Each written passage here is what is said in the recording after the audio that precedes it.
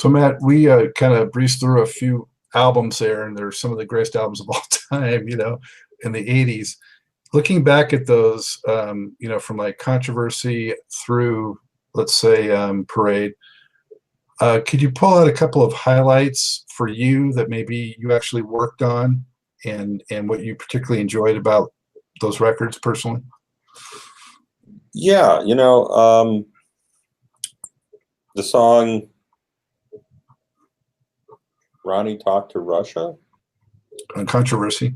Yeah, the band played on that, I believe. Or was that, I'm sorry, was that Jack You Off? What's Jack You Off? Is that on there? It is. Oh, that was the one the band performed on. I apologize. It's been so long I can't remember exactly. But that was the only song the band was brought in to do a session on live with him. So, he wanted to have the band on at least one track on that album. That's mainly what I recall from it. And then you move on to we already talked about Dirty Mind. 1999. I don't know if I played on that record or the band. Name all the songs again. I can't remember. Which one? Little Red Corvette, Delirious, Let's Pretend We're Married, DMSR, Automatic, Something in the Water, Free, Lady Cab Driver, All the Critics, International Lover. Yeah, we definitely didn't play on that. Wow. Except for Lisa doing vocals on spots. And I think Dez was involved with Little Red Corvette as a guitarist. Other than that, maybe you can look on the credits and see, where he gave credits. I think Jill Jones did some vocals here and there with Lisa. So love that album, but for whatever reason, he just didn't utilize the group on it. And then Purple Rain. But I love the record. I like Controversy. I loved all those albums. Purple Rain, which the band recorded several songs live at First Avenue in 1983, August 3rd. And those songs were utilized for the movie, and that was great. And then you get into Around the World in a Day. I did not work on that record. Parade. I don't think I played on it either. What were the songs on Parade again?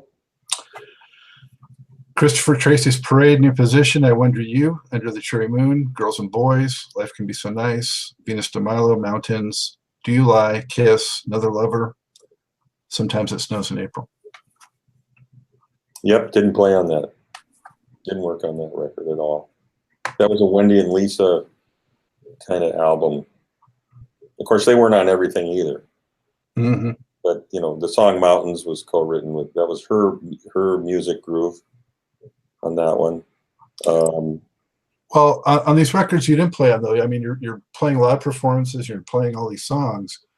Are there a couple of them, for whatever reason, that you enjoy or you feel you're more featured on through your keyboards? Oh, for the live stuff? Yeah. Talking about the live.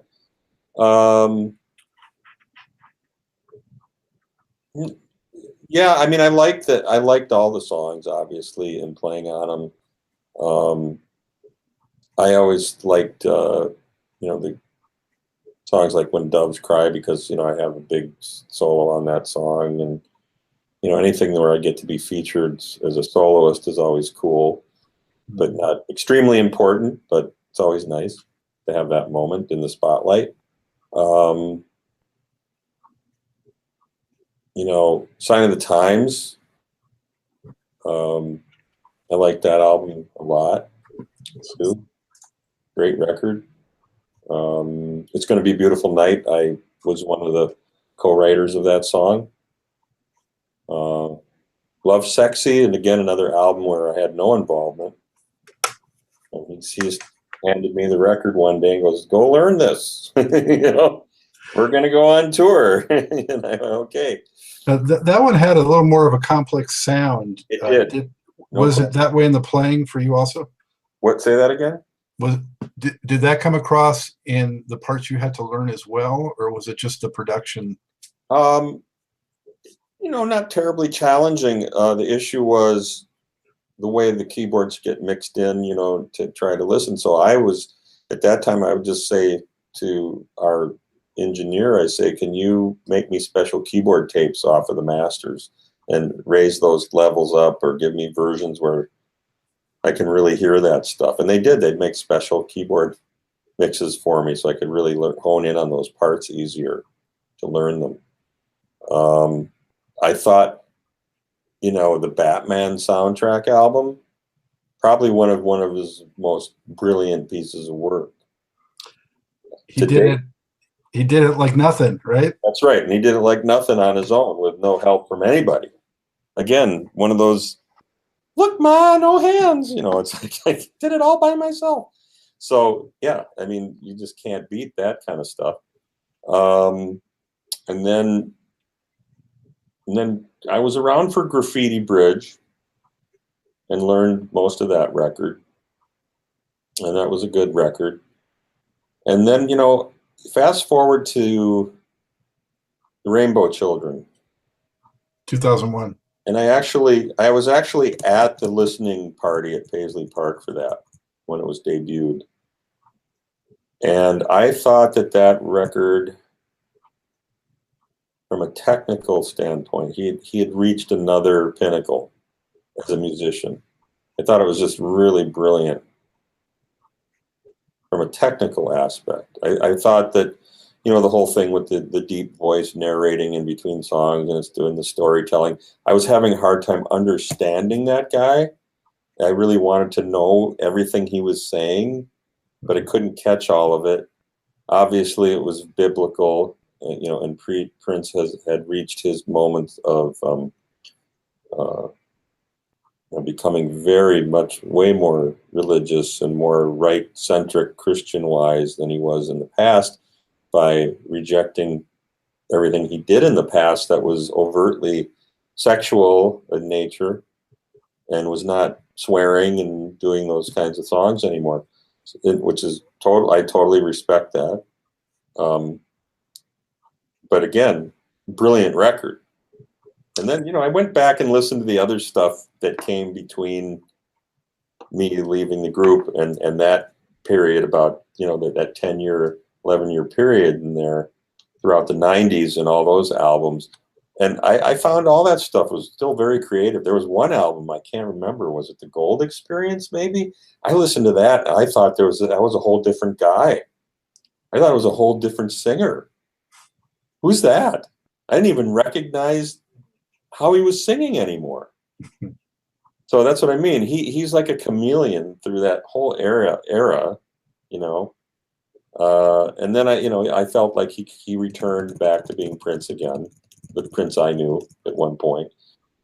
But I don't know. He was always reinventing himself through all those time frames. And personally, I think he just kept creating great stuff. And people criticize him. He lost his creativity, or he's not as good as he was in the 80s, and da da da da da da. I completely disagree with that. I think because of the way that the music industry changed, that affected him, how he could be heard still on a mass level. And he just, it's like as you get older, unfortunately, those radio programmers or the record labels and whatever, his relationship to Warner Brothers was hurt by him being, disagreeing with them and wanting control of his catalog and all that stuff. That affected how he was able to be heard going forward. Of course, he had a great fan base, but at the same time, he wasn't, as big as Bruce Springsteen remained over those years. He should have been just as big as Bruce Springsteen moving forward, or Michael Jackson. And he kind of lost out on some things by either, having that negative relationship with his label, or, those various reasons. That never stopped him. He was still a juggernaut creatively. And I totally agree with you with Rainbow Children. What? I totally agree with you with Rainbow Children. I You thought do that, agree with me, yeah. yeah, that was his most. I thought it was his biggest leap from since Love Sexy, and I like the Gold Experience also. Yeah, But musically, it was just on to something new for yeah, sure. yeah. And the thing about that album, though, is he was always capable of doing that, but I don't think he wanted to do it because he was feuding with Warner Brothers. He didn't want them to have that. He didn't want them to have that kind of album under their control. Mm-hmm. That had that kind of a monstrous, because he definitely was inspired on that record, and definitely could have done that record years before, but just he didn't. So anyway, I don't know. That's just my opinion. Well, it's a lot of the reasons why we still love him and so many love him so much is because he totally did it his way. Exactly. But I got to ask you about 1981.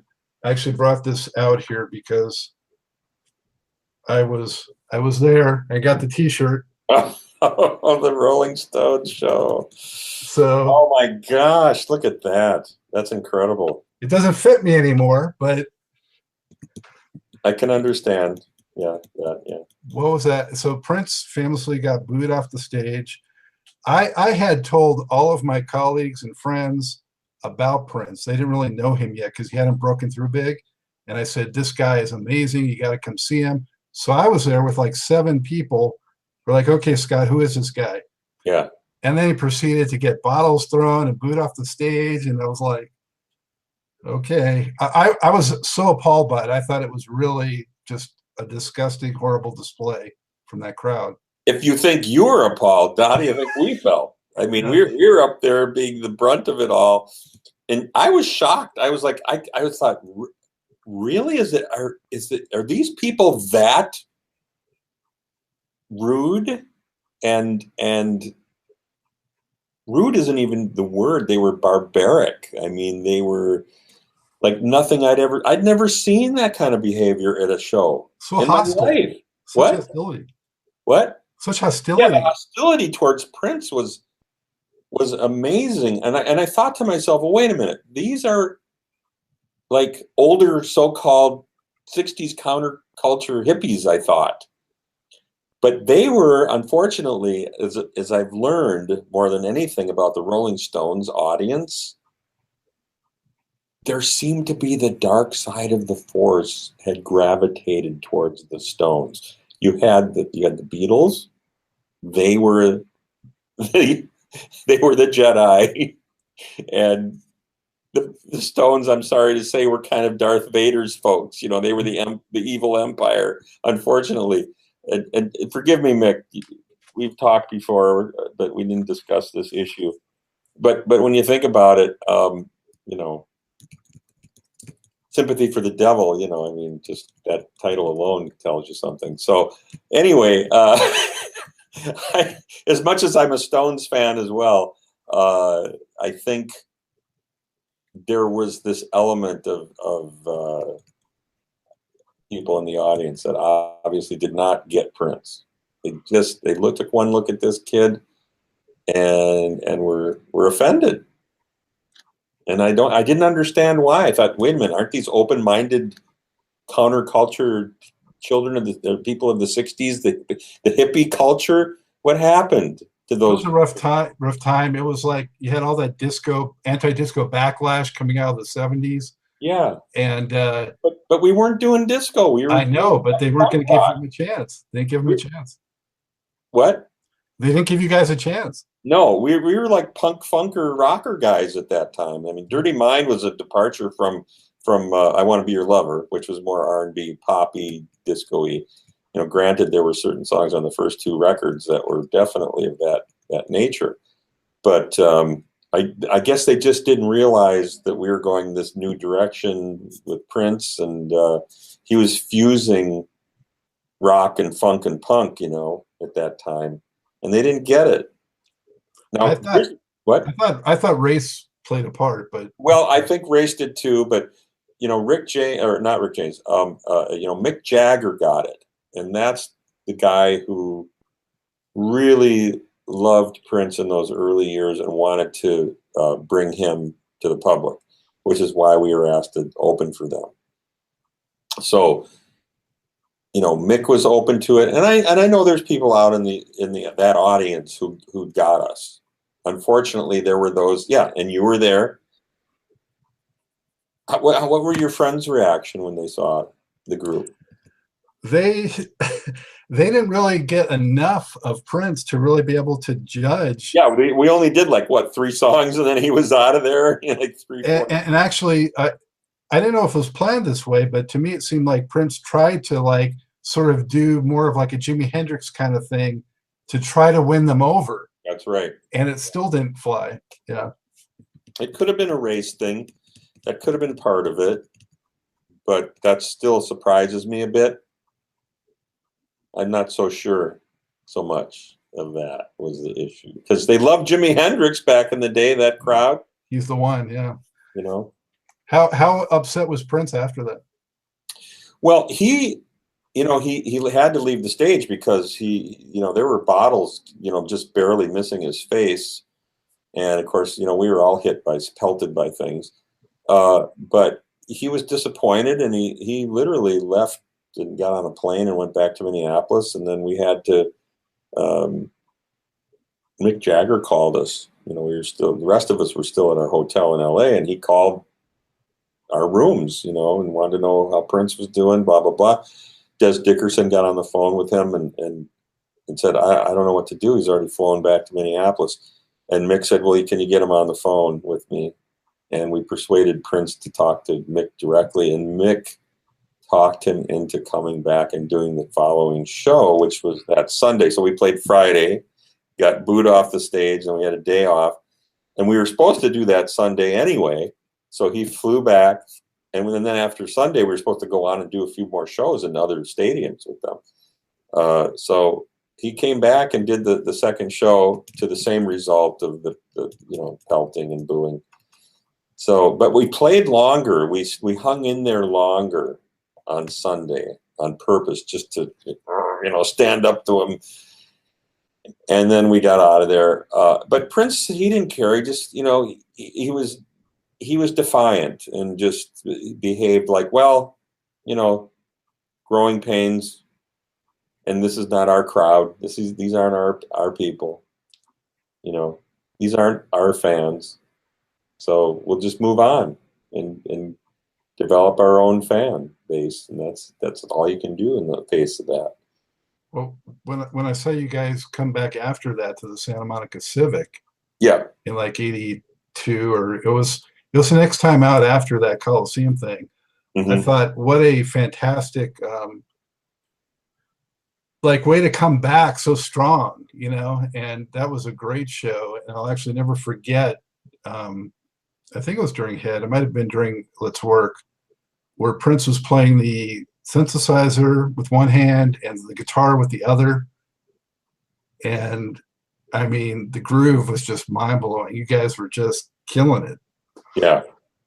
Yeah, the band, I mean, all aspects of any group he ever had were, everybody's talented and great bands. He always had great sidemen and knew how to do great arrangements and work the band into a tight machine, juggernaut, freight train thing, that he was so good at.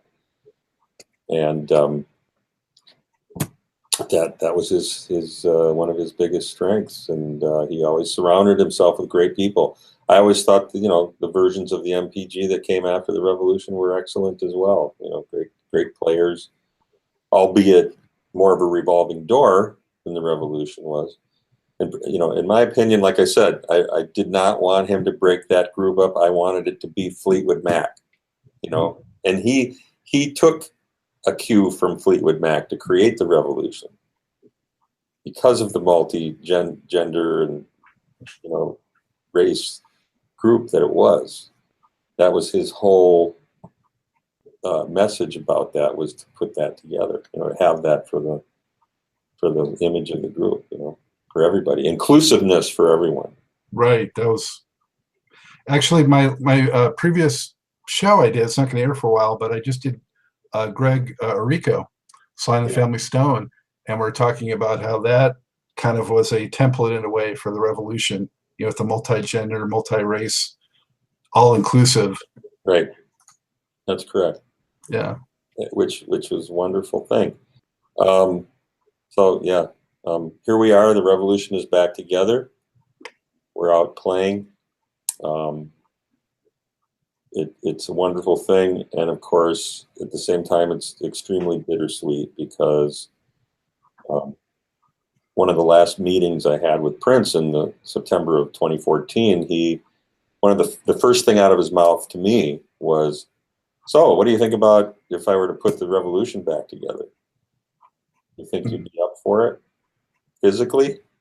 That's what he said, and I went, "Physically? Are you kidding me? Let's go. I'm ready to go. Sure, I'm up for it." So that was 2015? 2014. 14. Yep, he definitely expressed an interest in it at that time, and I did not bring it up to him, and he volunteered that information first thing out of his mouth to me that day. And so I just said, "Let's go. I'm ready. I've been wanting you to do this for years. So if you're up for it, I'm up for it." And Bobby Z was there with me as well, and he reiterated that he was up for it as well. Maybe because it was a Purple Rain anniversary, maybe it was on his mind. Must have been. So, you know, we were in on that meeting. We talked about it, and he never brought it to fruition, though. But I have a funny feeling that maybe once he got his solo piano tour done, and you know, it looked like he was taking a break from Third Eye Girl and all that. I had a funny feeling that maybe he would have visited that at that time. That, you know, maybe that would have been the moment to do the reunification process of the group. Were you communicating with him much over those years post 2000? Not a ton, not a lot, but every once in a while. I'd say that Bobby was probably more in touch with him even than I was. Yeah. Would you see him around sometimes, though? Sure. Yeah. I used to run into him, you know, and then when I'd be downtown and out at a club or something, he'd be there, and I'd sit down and chat for a little while. And so, yeah, he was always very nice and cordial, and, you know, you could tell he missed everybody, you know. So. And a total shock, April 2016, when news came down. Horrible shock. Horrible. He seemed invincible almost, didn't he? Yeah. Yeah. Of all the people that I thought wouldn't go before me, it would have been him. Even though we're the same age, I thought he was going to be one of those guys, you know, performing into his 80s. I really did. I thought he was one of those people that would be, in some way, shape, or form, he was going to be working on something, whether it was producing other projects at that age or even still maybe performing here and there. You know, I mean, come on, you look at, you know, Tony Bennett is still going. Guys like, you know, what, 90 or 88, you know. Well, even besides that, look at all the stuff George Clinton's done. He's still out there touring. Yeah. And he's 76. And yeah, I mean, there's just all these guys that are, you know, Paul McCartney's in his 70s now. You know, I think Mick Jagger's over 70 now. Yeah. All those guys, they're going strong, you know. So yeah, I find it to be just such an unfortunate thing that happened with him, and that mistakes were obviously made with his situation. Yeah. So do you think, how good do you feel about what's potentially going to happen with his legacy in terms of the vault and the recordings, a lot of which I'm sure maybe you were involved with? Well, I'm keeping my fingers crossed that the people who are controlling all that will do the right thing. And it's so early to tell that I can't really make a judgment call on it yet to see what's going to happen. One can only hope that it will be handled properly. That's all I can say at this point. Did you feel like they did a decent job with the Purple Rain reissue? Yeah, I like that. I think they did a great job with it. Yeah. So if that has anything to do with, I mean, if that shows how things are going to go in the future, then I think it's in good hands. So when you guys got back together, I'm imagining that it was as much a creative thing as sort of a mutual healing process. Yeah, more so just to, you know, that first year of touring last year was just meant to be the kind of thing that, you know, we really wanted to do with him. And because obviously that didn't happen, we thought, well, we should really do this for the fans, for ourselves, get out there and play. It wasn't about, believe me, it wasn't about the money, because just the sheer overhead of touring and doing all that, it's not something that's conducive to making a lot of money these days. But, you know, of course, there's always going to be a few naysayers that think, oh, it's a money grab and they're just going out there to make money. That's the furthest from the truth. We're trying to fulfill something that had been neglected for many years, which was the, you know, reuniting, which we had done in 2012 for Bobby Z's special Heart Association events, you know, due to him going through, you know, heart disease issues and wanting to give back to the community that way. And then back in 2002 for Sheila E.'s, or end of 2003 for Sheila E.'s charity event. So the Revolution did reunite a couple times without Prince, and each time we were inspired to continue and made overtures to Prince to reunite with us at those times. And he just said no, for whatever his reasons were. And then I said, like in the fall of 2014, he seemed to be changing his tune finally about this idea on his own without anybody, you know, pressuring him. So, yeah, so the band feels like, we feel like, other than the, you know, the MPG, they're obviously doing some things too. But other than that, we feel like we are one of the, you know, best group of people to move forward and kind of continue on with his legacy for a while, and hopefully release some material from the vault that we worked on that hasn't seen the light of day, you know, that kind of stuff. You know, when you think about bands like Queen and other groups like that, where they go on and play without their leader, and then they bring in guest singers and stuff. I mean, you know, I think it's okay to do that. When you guys are on stage now, What? When you guys are on stage now playing the songs, Yeah. are there times when you're just kind of gelling and maybe you almost forget for a moment that Prince isn't there and it is really like it was before? Yes and no. I mean, it's like I said, it's bittersweet. We're gelling, but then there's that hole. It's always going to be there, you know, even though we may have a guest singer doing their thing, and they're very talented on their own, and whatever capacity we have them there. No one can replace him. Everybody's an individual, and of course he was probably one of the greatest artists of the 20th century. Really, you know, one of them for sure. You know, he's right up there with, to me, the top 10 of artists, pop music. You know, put him in there with Beatles, Elvis, Michael Jackson, you know, all those iconic people. Yeah, to me, it's an oxymoron if somebody says, "Oh, Prince was overrated." Yeah, right. I don't think so. He was underrated, if anything. Yeah. So if somebody's considering seeing a show that's a tribute to Prince, as you mentioned, the MPG is also doing their thing. Mm-hmm. What is sort of like the difference in your mind between what the two groups are doing now?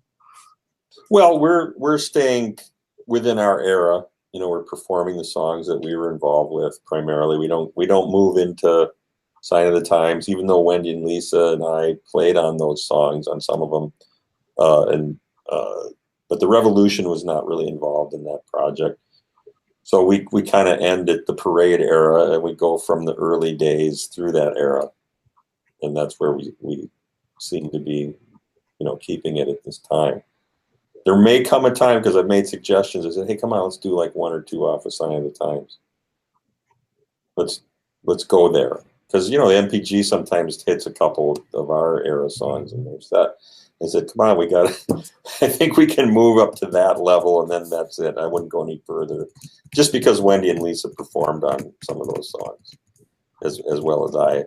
So we may go there. I don't know. But other than that, I think what you're going to see into the future, hopefully, will be some songs in the vault that we will release. We've already been performing all day, all night. And there's another one that we're looking at to play on live. I don't remember the title at the moment, but there's going to be more little, dribs and drabs of things coming out in the future. And then once we really delve into it further, hopefully maybe a full album of that era. And then you may see an actual brand new collaborative song or two from the Revolution without Prince, written today. I love the new music always. Yeah, so hopefully you'll see some new music down the road. Right now we're just trying to get this, touring thing kind of out of our blood a bit. We haven't been over to Europe yet. I think we're going to head over there later, early next year. Those kinds of things, have yet to come to fruition. In your mind, Matt, looking at the Revolution and MPG, was there a particular strength that you feel one had versus the other? Was, maybe MPG was a little better at, I'm not saying they were, but were they maybe a little better at funk and Revolution's maybe a little better at pop rock, or where do you draw those distinctions?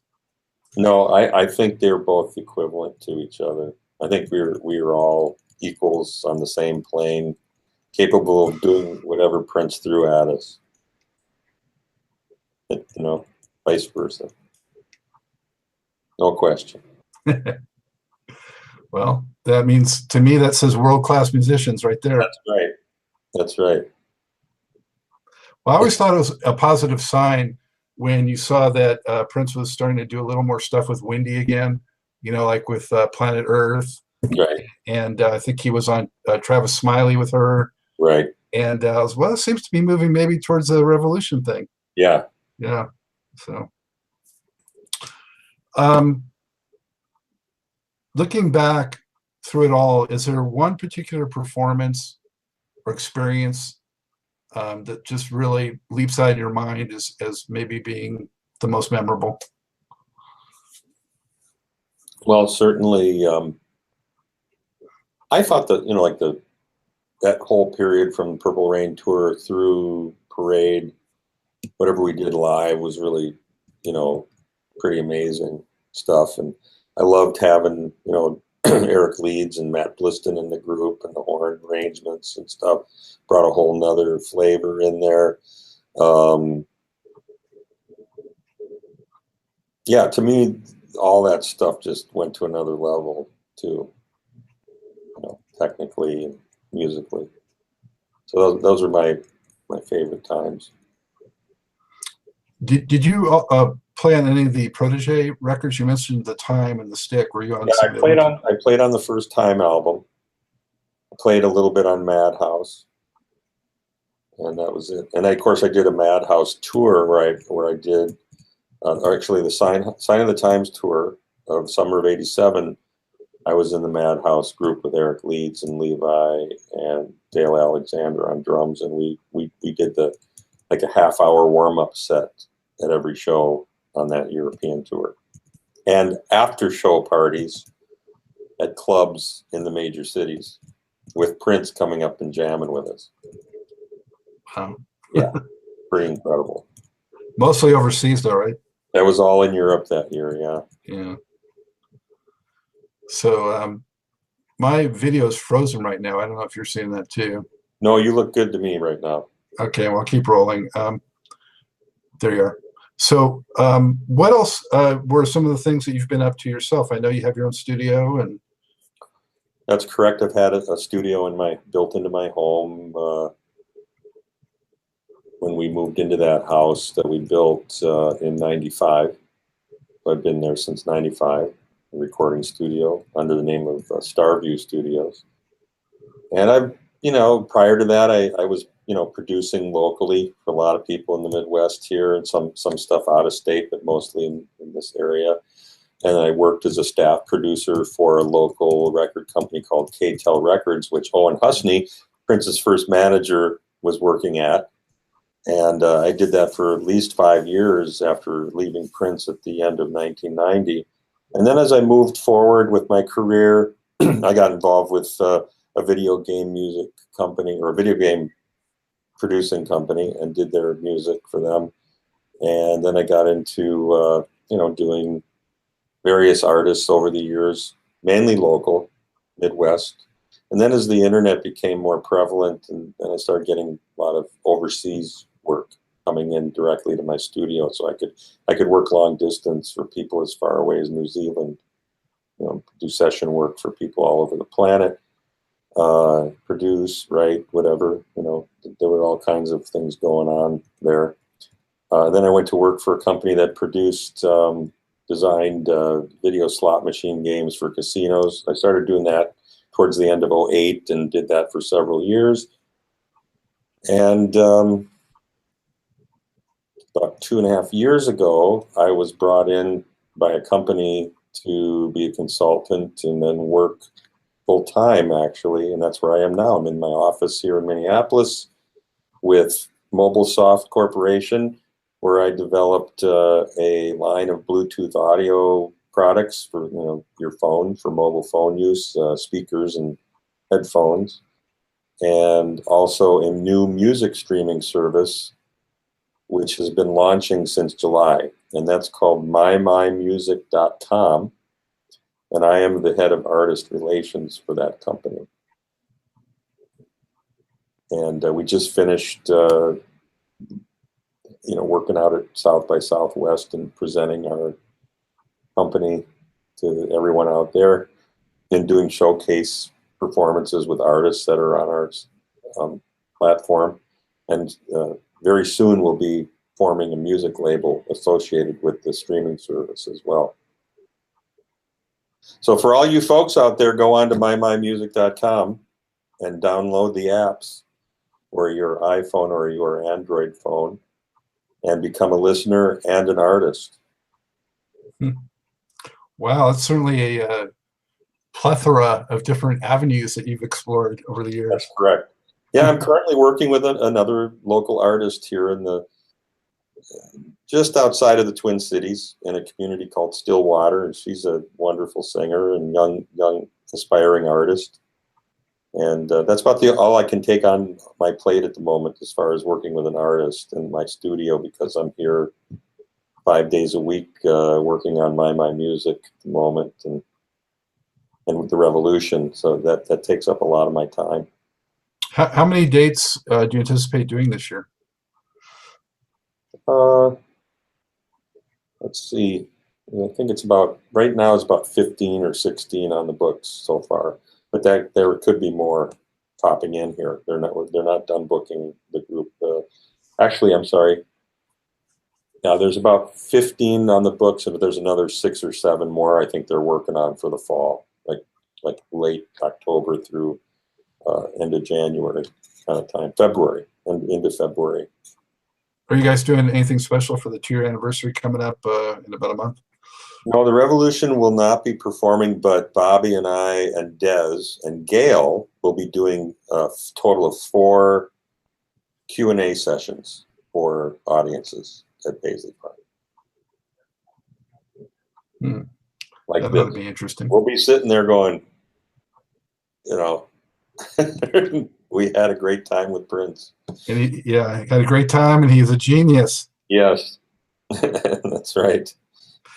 Is there anything else? We miss him. We miss him. Yeah. Dearly. Yeah, for us, he was. I mean, I told you some of the background for me, but for us, it felt like losing a family member. So please, you're preaching to the choir about that one. So, I'm sure. yeah. All right. Hey, anything else you want to get out there to the fans and the Prince and the Matt Fink faithful? Yeah, just want you to all know that we are dedicated. The Revolution is dedicated at this time to continue to bring you his music and our music. So we're excited about that, and you know, we're in it to do this for several years right now. Just so you all know that. That's fantastic. We all need it. We all need the support, and we need the music. So thank you so much, Matt. Much appreciated. And thank you so much for sharing that great, important history and all your thoughts and experiences. Much appreciated. You're welcome, Scott. Take care. With that, it's time to wrap up this edition of Truth and Rhythm. A huge thanks to my special guest, Mr. Matt Dr. Fink, a Vital Revolution band member and keyboard contributor to Prince's magical 1979 to 1991 era. That included his rise to superstardom and being acknowledged as one of the greatest musicians of all time. Also, as always, a sincere thank you to you, the viewers and listeners that support this program. Much appreciated. Be sure to look out for upcoming episodes of Truth and Rhythm and catch up on previous installments on funkandstuff.net, on YouTube, through iTunes and other leading providers. And we want to hear from you. Drop me an email at scottg@funkandstuff.net. Let me know what you like about the show, what you might like to see different, who you want to see on the show especially. We're hearing a lot more from folks and really enjoying all that feedback. Some very passionate viewers out there, so keep it coming. Lastly, be sure to subscribe. Go through the Funk and Stuff channel on YouTube and subscribe so you'll get all the latest in Truth and Rhythm. Need that support. Show these artists and their great works how much you care and love it. Show the world that you support it. Keep the funk alive. Much appreciated. And so, as always, with that, this is Scott Dr. J.S. Goldfine saying, keep on vibrating to the rhythm of the one.